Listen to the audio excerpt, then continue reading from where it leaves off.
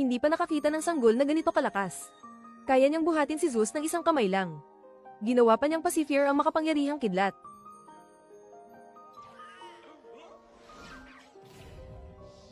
Dinala ng mga Diyos ang hindi mabilang na kayamanan para basbasan ang bagong silang na Hercules. Nagsasaya ang mga Diyos sa pagsilang ng anak ni Zeus. Si Hades lang ang hindi nagbigay ng pagbati dahil siya ang Diyos ng underworld. Nagsasaya ang mga Diyos sa Olympus. Siya lang ang laging nasa madilim na impyerno, kasama ang mga kaluluwa araw-araw. Sawa na siya sa ganitong buhay. Naghihintay lang ng pagkakataon para patalsikin si Zeus. Ang mga fate ang nagpuputol ng thread ng buhay. Hindi lang nila dinadala ang kaluluwa sa impyerno. May kakayahan din silang makita ang nakaraan at hinaharap.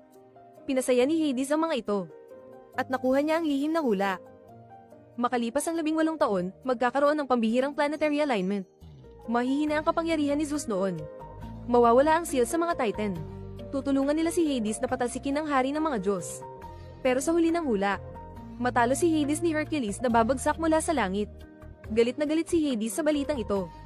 Plano niyang patayin si Hercules habang sanggol pa. Nagising si Zeus sa ingay. Nang dumating sila, nakaw na ng mga tauhan ni Hades ang sanggol.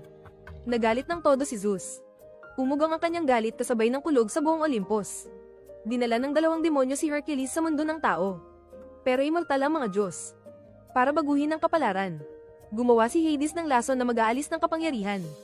Kapag nainom lahat ito, kahit anong lakas ng Diyos ay mawawala. Pwede na ba tayong kumilos? Kailangan niyang ubusin ang buong bote. Walang dapat matira. Sino yan?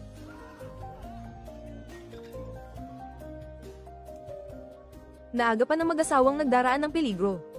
Ilang taon na silang hindi nagkakaanak. Ngayon may nakita silang sanggol sa gubat. Akala ay biyaya ng mga Diyos. Naganyong ahas ang demonyo upang ipagpatuloy ang misyon. Ngunit ang huling patak ng lason na hindi nainom ay nagpanatili kay Hercules ng Diyos na lakas.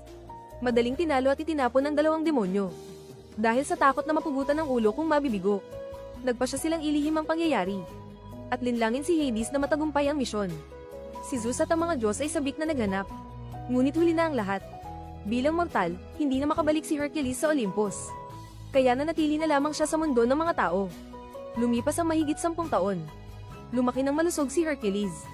Ngunit ang natitirang kapangyarihan ay naging pabigat. Sa halip na makatulong, palaging may nagagawang gulo si Hercules dahil sa di makontrol na lakas. Madalas niyang masira ng hindi sinasadya ang buong bayan.